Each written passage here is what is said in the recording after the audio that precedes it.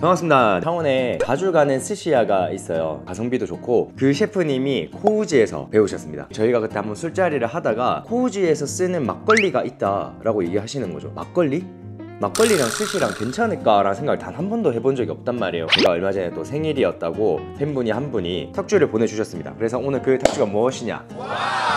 지란지교의 넘버 3입니다. 온지음 같은 경우는 4 온지음 해가지고 걔네 아마 청주였던 것 같고 얘는 12도짜리로 탁주로 나와 있는 거예요. 설명 문구란을 같이 주십니다. 여기 읽어보면 사시미와 스시에 잘 어울리는 막걸리는 없을까? 라는 코우지 셰프님의 마음으로 만들어진 술이라고 합니다. 양조장을 돌면서 50여 곳의 막걸리를 맛을 보면서 이곳에 정착을 하신 것 같아요. 그리고 6개월 동안 사시미랑 스시랑 잘 어울리도록 조정을 같이 양조장과 했다고 되어 있고 마침내 아라마사 넘버 6와 닮은 모습을 보인다고 합니다. 정보를 얻고자 찾아봤어요. 코리안 주주님, 전통주 소믈리에 분이신 것 같아요. 이분이 운영하시는 블로그인데 참고해서 정보를 드리도록 하겠습니다. 지란지교의 뜻이 지초와 난초같이 향기로운 사김이란 뜻이랍니다.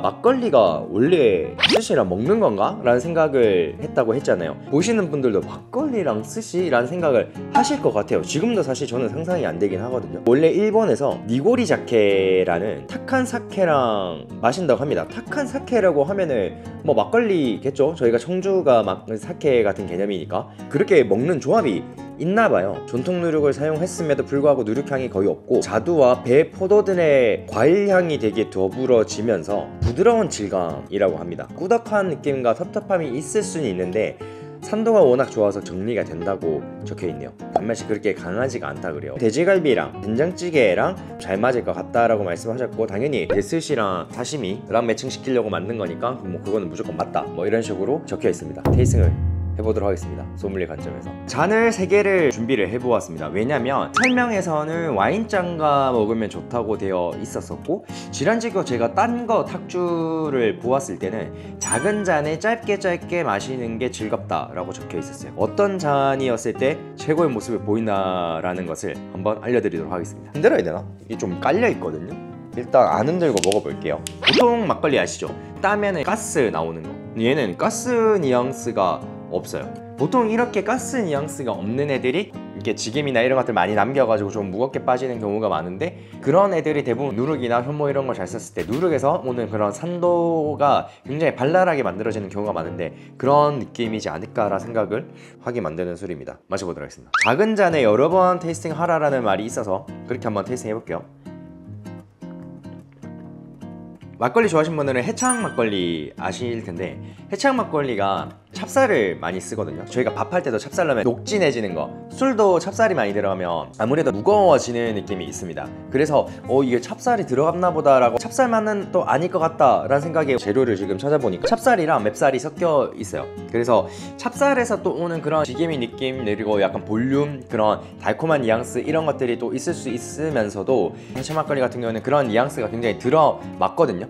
되게 발랄하면서도 묵직한 느낌이 같이 공존을 하다 보니까 인기가 있는 것 같습니다. 근데 얘 같은 경우도 그런 뉘앙스로 보면은 좋을 것 같아요. 근데 해창 막걸리는 6도, 9도, 12도 짜리가 있는데 12도짜리는 꽤 무겁거든요.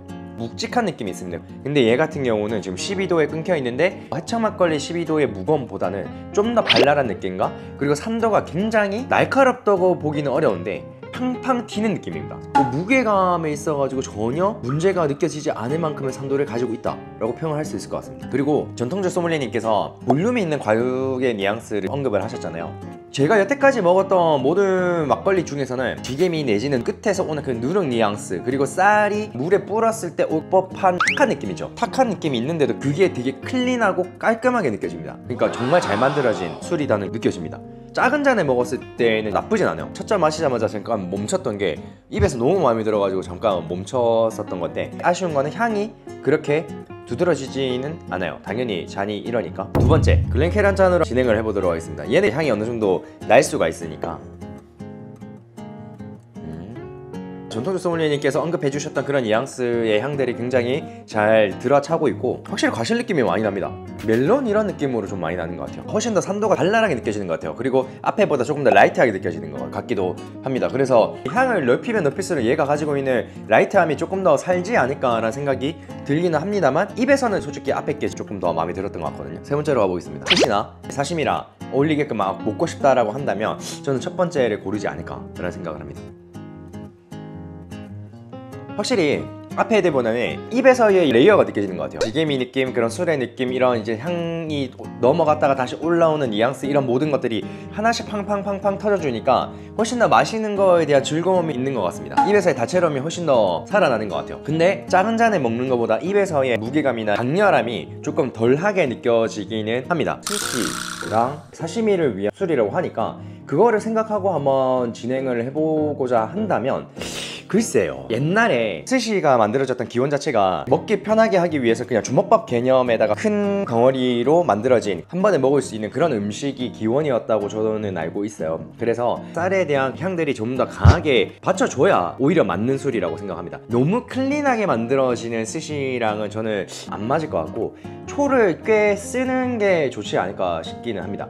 흑초나 아니면 적초 이런 걸 써가지고 그 초에서 오는 탁함과 쌀이 조금 더 익음으로 해서 오는 그런 풍만함, 이런 것들이 조금 더 가미가 되어야 되지 않을까 라고 생각이 들고, 이게 만약에 사시미랑 먹는다고 하더라도 흰살 생선 이런 것보다는 조금 더 등푸른 생선이나 생선 자체가 맛이 조금 더 있는 애들, 예를 들어서 뭐 숭어라 하더라도 이제 뱃살 쪽으로 가서 혈압력이 조금 더 있거나 방어 내지는 뭐 고등어 이런 것처럼 풍미가 확실히 있는, 기름기가 있는 애들이랑 먹어야 조금 더 맞지 않을까라는 생각을 개인적으로 합니다. 아라마사 넘버 6랑 닮은지도 잘 모르겠습니다.